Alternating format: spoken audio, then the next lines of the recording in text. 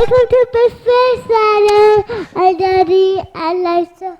Yeah, hello, welcome to Big Fish. It's just me and Elisha, Steve and Elisha here today.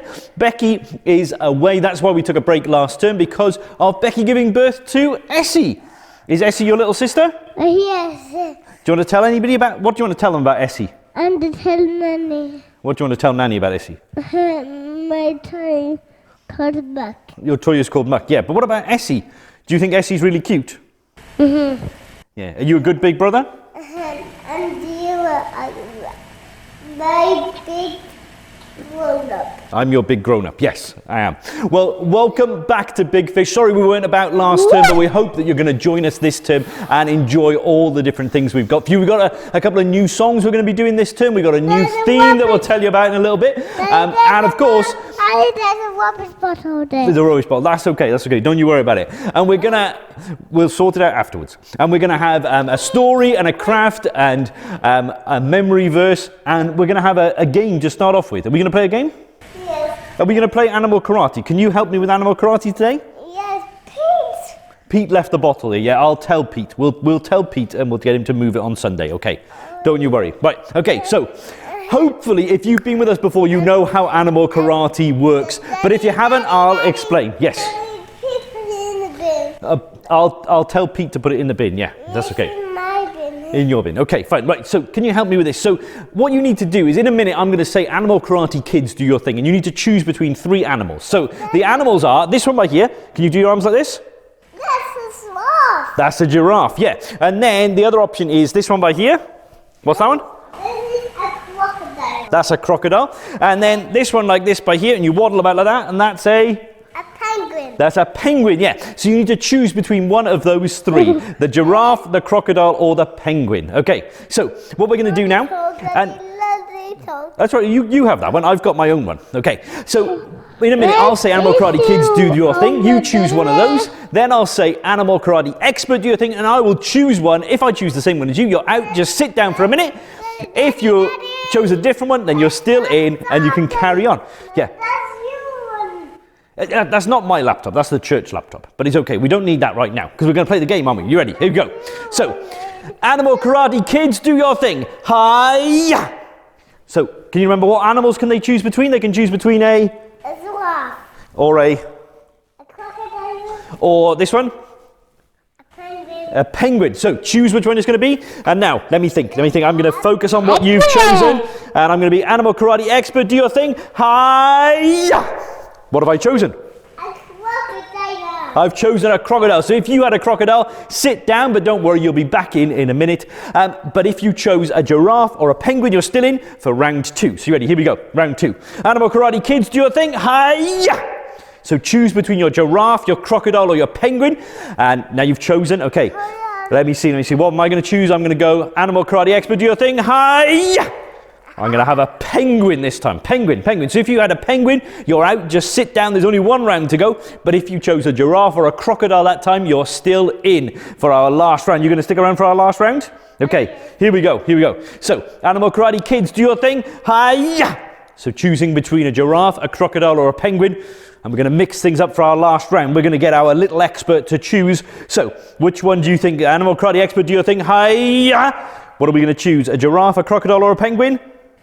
Penguin. A penguin again. So if you had a penguin, then you are out. Sit down. If you had a giraffe or a crocodile, then you are one of our winners. What do we say for the winners?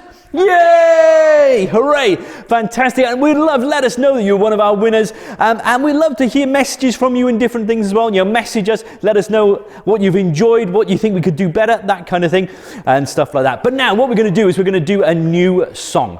And actually, our theme for this term, we're going to explain a bit more in a minute, is about God's great family. So we've got a great song for you today called God's Great Family.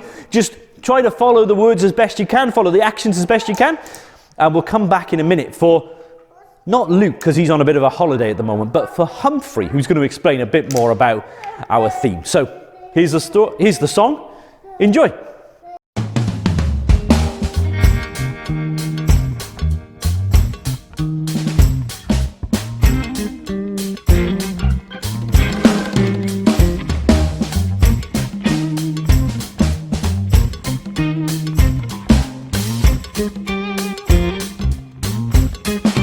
When the Father made us, He knew we'd run from Him and try to hide our sin. But He wanted to save us. His own were on His heart before He made the stars. Oh, oh, no one is good, not even one. But God can make us daughters, God can make us sons. Jesus paid the price when He offered up His life, so we could be part of God's great family. When the Father draws us, it's like a magnet's pull. He's irresistible. When the Spirit calls us, He brings the dead to life. He gives the blind new eyes. Oh, oh, no one is good, not even one. But God can make us daughters, God can make us sons. Jesus paid the price when He offered up His life, so we could be part of God's great family. And when He calls, when He draws, we are His forever. He will never let you go. He will never let you go. And when He calls, when He draws, we are His forever. He will never let you go.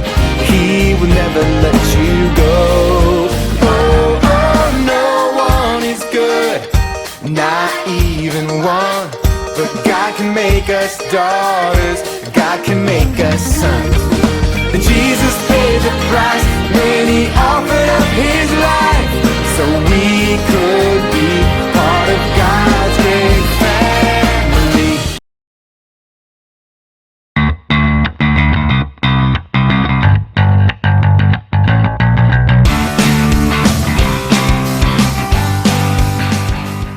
Oh, hello there, Humphrey here. Luke's taken a bit of time off, so you've got me instead. Well, not every week, because us camels are busy animals, but I'm here at the start of this term to help you understand our theme. We're going to be looking at God's great family. Oh, wow, it's great.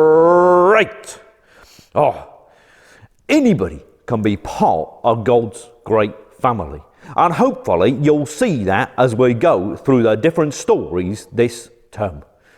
But to be part of God's great family, something had to happen to allow us to get back to being with Him. And so, even though Easter was a couple of weeks ago, we're going to get back to Easter this week to see what happened. That means anyone who puts their trust in Jesus can be part of God's great family. So, over to Steve, and I'll see you soon. Bye.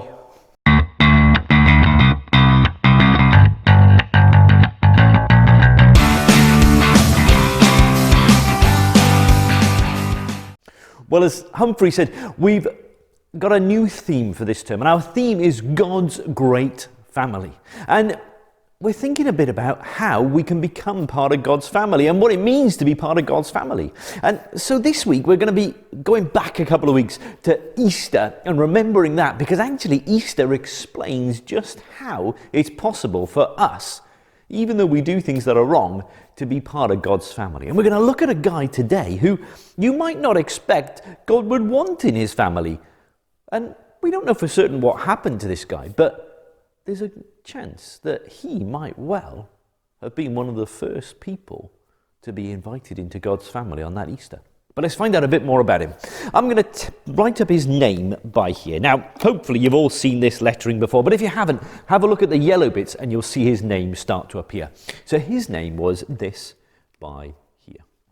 There's a B and an A and an R and an A and a B and a B, and an A, and an S. It's a bit of a strange name, isn't it? A name you don't hear very often nowadays, but he was called Barabbas. That was his name, Barabbas. And at the start of our story, I wonder whether Barabbas might have been pacing back and forth across his room. Now, we don't know a great deal about Barabbas. The Bible doesn't tell us a lot about him. So some of this I'm just sort of making up and sort of imagining what it might have been like for Barabbas. But Barabbas is mentioned in the Bible, and it explains a bit about some of this stuff. But some of it I've had to make up just to sort of help us to see what things might have been like for him. And so I wonder if at the start of the story, Barabbas might have been pacing this way across his room. And then maybe he would have turned around and he would have paced back this way across his room. And he'd have been pacing back and forth, thinking, what is going to happen to me today?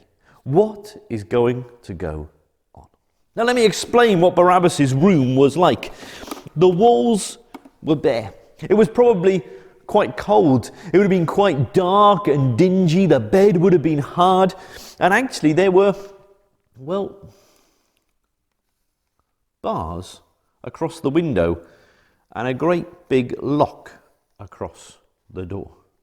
You might have been able to guess the kind of room that Barabbas was in. Barabbas was in a prison cell in the jail.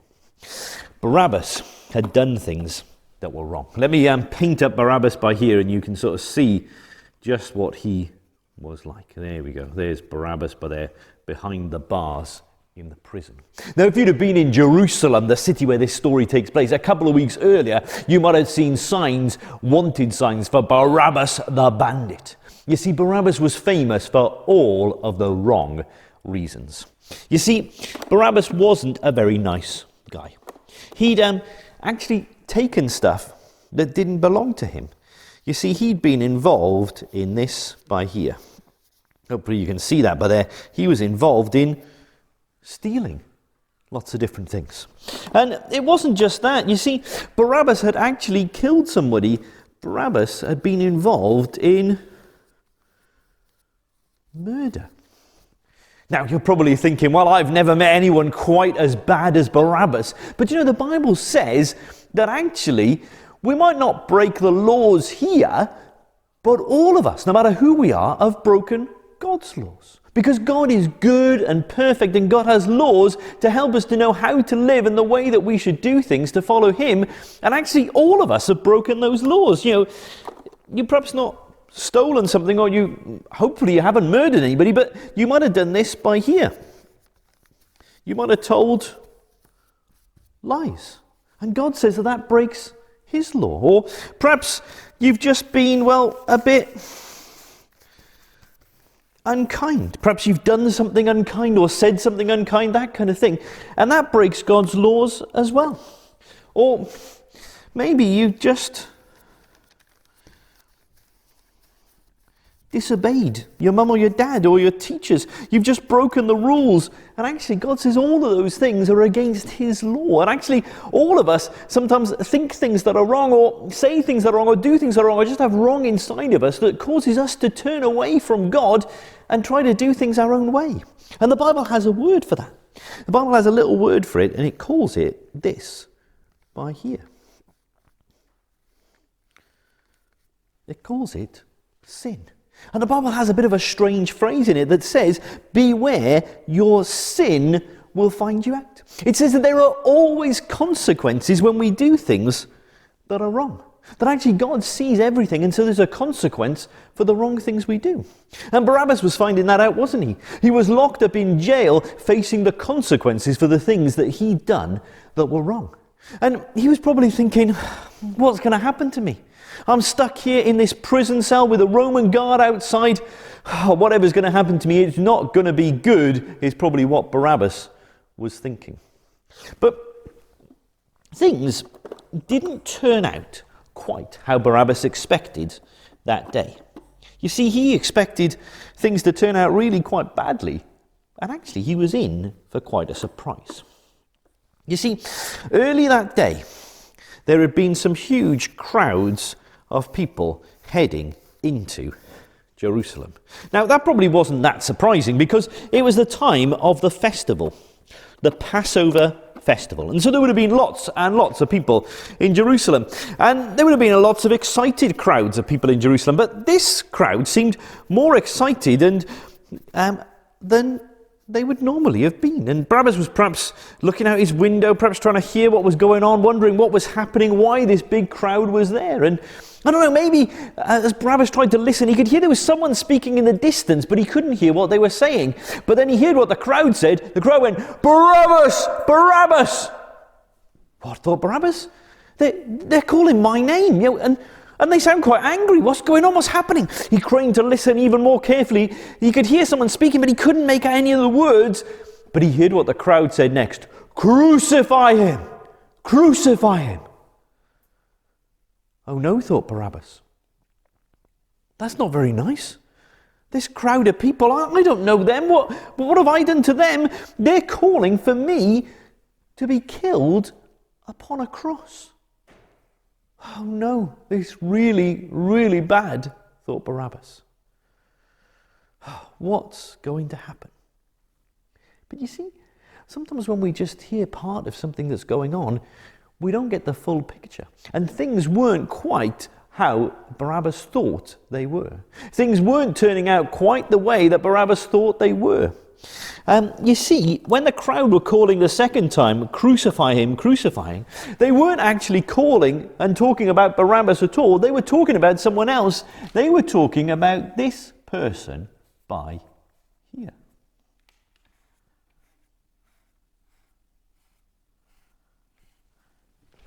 They were talking about Jesus. Now, Jesus was very different to Barabbas. Where Barabbas had done lots and lots of things that are wrong, Jesus was good and kind. He helped people and he healed people and he taught people all about God. In fact, Jesus had never done anything wrong because Jesus is God here on earth and God can't do anything wrong. So why were the people calling for Jesus to be crucified? Well, you see, some of the leaders at the time in Jerusalem, they didn't like Jesus at all because the people were listening to Jesus rather than listening to them, and they were quite jealous, and so they decided to do something about it. You see, late the night before, they'd had Jesus arrested and taken to the judge. They'd had him taken before Pilate, who was the judge, the Roman governor in the region. And Pilate had spoken to Jesus and found out more about Jesus, and Pilate thought, well, Jesus hasn't done anything wrong. I don't want to punish Jesus because, well, he's good. He hasn't done anything wrong.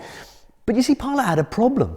He was really, really scared of the people. And he was concerned that if he let Jesus go free, then there might be trouble, that people wouldn't like it at all. And so Pilate thought, what am I going to do? How am I going to get around this? And then he thought, I know. At the festival, there's a custom that I can let one of the prisoners go free. I know, I'll ask the crowd, who do they want me to set free? Do they want me to set free Jesus, who's good and kind and helpful, everybody loves him? Or should I ask him if I should set free Barabbas, who's done all these things that are wrong? Surely no one will choose Barabbas. And so that's what Pilate did. Pilate had been speaking before the huge crowd of people, and he said to them, who do you want me to set free, Jesus or Barabbas? And the crowd had called out, Barabbas! Barabbas! You see, the leaders had gone amongst the crowd and had been talking to the crowd and convinced them to call for Barabbas to go free instead of Jesus. The crowd had listened to the leaders even though they were doing something that was wrong. And sometimes we can get into trouble, can't we? By listening to the wrong people and following the wrong advice and doing things that isn't very nice at all. And actually that's what the crowd had done. They'd listened to these leaders who were telling them to do bad things, and actually it meant that they called for Barabbas to go free. And when Pilate said, what shall I do with Jesus? They called out, crucify him! Crucify him! You see, it wasn't quite what Barabbas thought had gone on. Barabbas still thought that they'd called for him to be crucified. And so when he heard the guard walking down the corridor towards him, he heard the lock turning with the key being turned by the guard, Barabbas was fearing the worst. And then the guard opened the door and said, Barabbas, get out of here. You've been set free. What, said Barabbas? What do you mean I've been set free? I heard them calling crucify him. No, said the guard.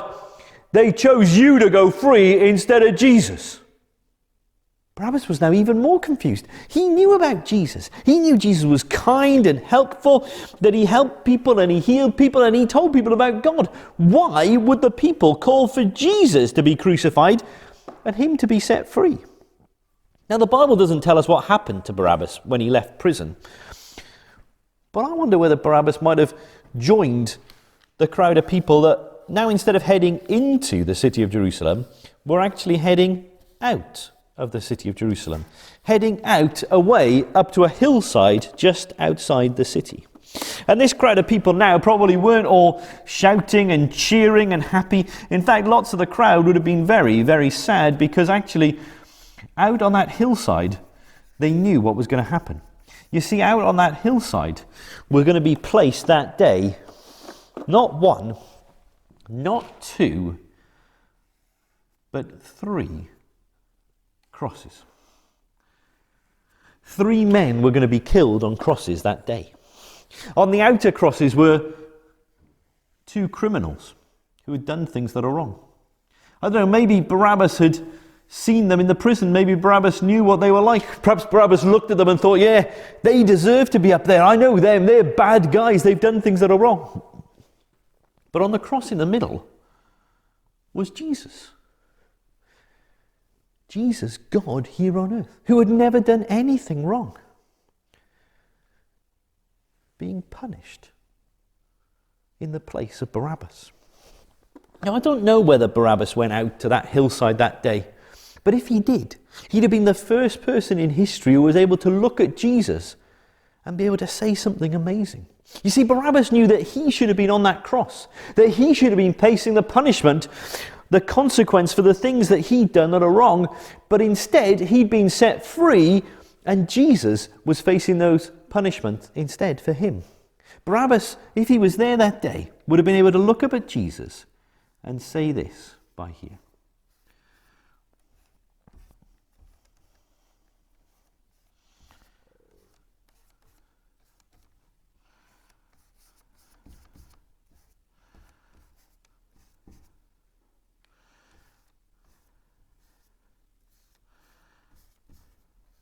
Barabbas would have been able to look up at that cross and say, he died for me. Because Jesus was dying on that cross in Barabbas' place. And you know, when I think about that first Easter, and when I think about the cross where Jesus died, just like Barabbas, I'm able to say, he died for me. Because you see, I realized from reading the Bible that actually Jesus didn't just die on that cross for Barabbas, or just for different kinds of people, but Jesus died there for me. He died there to take the punishment for the things that I've done that are wrong. Because I sometimes might tell lies or do something that's unkind or disobey the rules. I've sometimes done that, and actually I deserve to be punished just like Barabbas did. But actually Jesus offered to take the consequence for the things that I've done that are wrong upon himself on the cross, so that I could be forgiven, and actually that I could be part of his family. And he said all I needed to do was turn to him, say I'm sorry for the things that I've done that are wrong, turn away from what I've done wrong, put my trust in him and him alone to be in charge of my life. And actually, he said, if I do that, then I could be part of his family forevermore. And I don't know what happened to Barabbas. Whether Barabbas that day put his trust in Jesus and became part of God's family as well, or not. We don't know whether Barabbas decided to head back off and do things that were wrong again, or whether actually Barabbas was changed that day because he put his trust in Jesus, because he realized that he died for me. But you know, we don't know what choices Barabbas made, but actually each and every one of us have a choice. Are we going to keep going with the things that we've done that are wrong in our lives?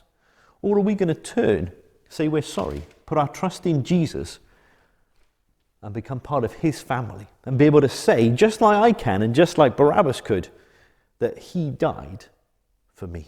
It's a choice that I hope you think about and you choose to do today. And if you want to know a little bit more about how you can make that choice and what it means and what a difference it makes, then just message us here at Big Fish and we would love to tell you a little bit more about it. But that's our story for this week about Barabbas and how Jesus died for him. Well, I hope you enjoyed that story. We just want to have a bit of a prayer now. So you know how we do prayers in Big Fish, but if you've forgotten, here we go. This is how we do it. We've got to put our hands on our shoulders like this. When I say 1, we put our hands like this. When I say 2, cross your arms like this. When I say 3, close your eyes, bow your head. I'm going to pray, and it's good for us to be quiet then, just to listen to God as we speak to him as well. And then I'm going to say amen, and then 4, set up nice and straight, ready for the next bit of Big Fish. So here we go. Hands on the shoulders. 1. Well, you have to be quicker than that. Everybody needs to be as quick as you can possibly be. So you ready? Here we go. Here we go. Sorry, just a bit of a cough. There we go. 1, that was good. 2, 3. God, I thank you that you came down to earth. I thank you that you lived a perfect life and then you died on the cross for us. To take the consequence for the things that we've done that are wrong. That if we're willing to just turn and say we're sorry and put our trust in you, that we can have the most amazing thing of all, that we can be part of your family and get to be with you forever. God, I pray that you help us to understand how amazing and incredible a privilege that is. And Lord, I pray you keep everybody safe until we come back to Big Fish again next week. Amen. 4. Sat up nice and straight, ready for the next bit of our Big Fish Kids Club, because now we're going to shoot across and we're going to do our craft this week. So let's go and see what it is.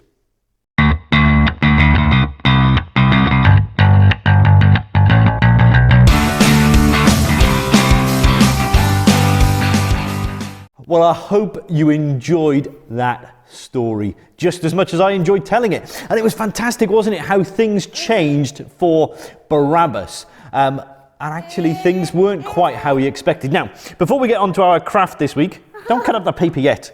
We're going to have a look at our memory verse for this week. So here it is. Our verse this week is linked into our story as always. And it says this: if the Son sets you free, you will be free indeed. And that's in John chapter 8, verse 36. And that's what we learned with Barabbas, wasn't it? That, because the Son, Jesus, the Son of God, had set him free, he was free indeed. And actually all of us can be free if we put our trust in Jesus and become part of his family, God's great family that we've been talking about this week and for the rest of this term as well. So, here is our craft bits for this week. Now, I realised I forgot to tell you earlier the different bits you needed, but hopefully you or your grown-ups saw the post earlier in the week telling you the things you needed. But if not, just pause the video after I tell you and grab the things quick. So, what you need is a piece of paper, you need a pair of scissors, you need a glue stick, you need... What's yours? The scissors, but we're sharing them. You need some colouring pens more than pencils if you've got a lollipop stick. If you haven't got a lollipop stick, you can just use a piece of cardboard or a folded up piece of paper, that kind of thing. I'm sure your grown-ups can help you with that. And you need a normal biro type pen as well. And so, we're going to do a lolly stick. You can have a lolly stick too, yeah. I've brought extras just in case you break the lolly sticks. I know what you're like. So yes, if you have someone like Elisha, you may need some extra lollipop sticks because he likes to, yeah. But anyway, what we need to do first, okay, is on your piece of paper in front of you, you need to draw a heart. So just do your best. If you've got something that you can print out a heart, if you prefer to do that, whatever you can do and cut around that. But just try your best to draw a heart as best you can, trying to make it as symmetrical as you can, which is not something I'm particularly good at. And so we'll draw one on Elisha's piece of paper as well to help him. Okay, here we go. I have a heart. I have a heart. Look. You have a heart in your chest, don't you? Yeah. Okay, so there we go. So what you need to do now is you need to colour in your heart. Now, if you had a red piece of paper, you could perhaps just draw the heart on a red piece of paper and cut it out. But otherwise, you need to colour it in. Can you colour that heart in red for me on your piece of paper? Excellent. And I'll use this pen by here to quickly colour in this heart by here. A white one. Yeah, so you colour in your heart and Daddy will colour in his heart, okay? I'm just doing it quick by here. Obviously, you can take a lot longer. This pen seems to be running out a bit as well, which is not great, but hopefully should be fine. So, colour in your heart. You don't have to be that careful about keeping in the lines because we're going to cut it out in a moment. So have you coloured in yours as well? Excellent. So then we're going to get the scissors and we're going to cut out our hearts. So I'll cut mine out first, then I'll cut out yours. Okay, pal? Is that all right? Yes, I am called Elisha. You're called Elisha, not pal. Sorry, I apologise. Oh, silly daddy. Okay. Oh, that's Nanny. I can see Nanny baby. She's just checking the camera, isn't she, to make sure things are right, so that people can see what's going on. Oh, yes. There we go. So, Not here, but it gets broken. and then I cut out Elisha's one as well. Oh, that's mine, Daddy. I cut it out. It's probably a bit fiddly for you to cut out right now, pal, okay? But don't worry. Where's mine, Daddy? Where's mine? This is yours. Yeah. Where's my suitcase? Your suitcase. I don't know. We haven't got a suitcase. Right. So when you've cut it out, what you need to do next is actually draw round it to make another heart. My suitcase is back at my house. Ah, okay. Yeah, that's a good place for a suitcase to be, is back at your house, unless you're going travelling, isn't it? So here we go. Right. Go. Dad's telling me to move off the car. No. Nanny was just helping me to get things lined up on the camera. So there's a heart there. Let me draw on your heart as well, Elisha. Here we go. You colour this heart in for me. Oh, yes. Hey, stay on the chair, pal. We need you to make the craft. We haven't got to the lollipop stick yet. You coming back by here? I get an ill. I got the lollipop. Doctors sometimes have a lolly stick, yeah, if you're ill, yeah, to check things. Right, come up by here. You've got to colour in your heart again. You want to hop up by here? Come on, come up by here. But anyway, hopefully Elisha will come back. I'm going to colour in my heart as well. So there's Elisha's over there, and here's mine by here. So I'll just colour that in quick. As he said, you spend a lot more time over this than I will. I'm just doing it quick to show you. That hand much to me. You're going to come back here? Come on. You can help. You can make your own craft like me. Come on, come back by here. I get Good. mad. Are you just going to get back? Okay, fine. So I'm going to cut out my second heart.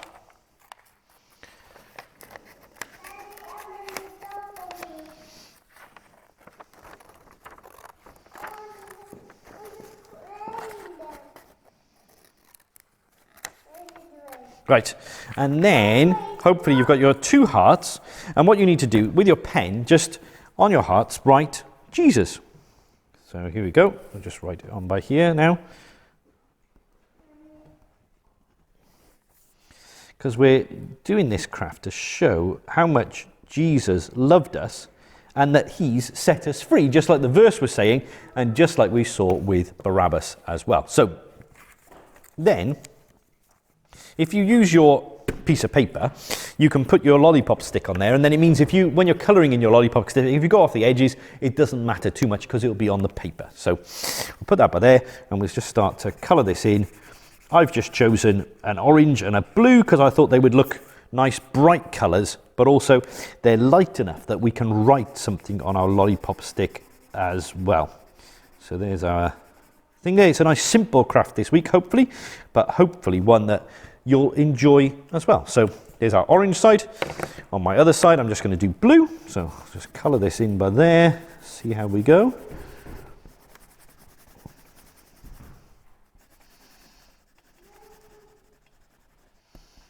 Here we go. Turn that one around by there.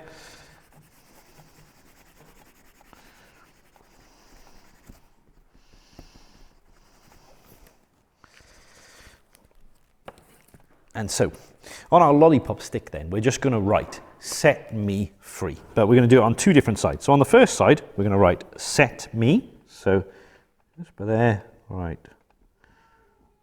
Yes, there.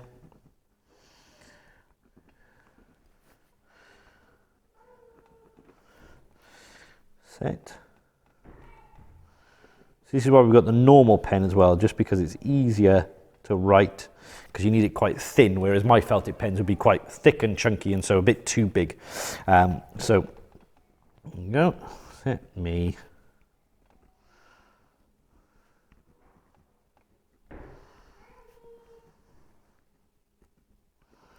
free. And we're just going to put a smiley face at the bottom by here, because actually it's great and fantastic, isn't it, that when we put our trust in Jesus, we are set free. So that's that there. And then what we need to do now is just stick our heart onto our lollipop stick. So get your glue and pop some glue all over your heart, because we're going to be sticking the other heart to the back of it. So don't just do the bit where the stick is, but get it all on there. And then place your stick just in the middle of your heart like that. Press it down. Get your other heart. And hopefully they should be roughly the same kind of size, because we drew round one to get the other one. And so then stick that one on the top like that.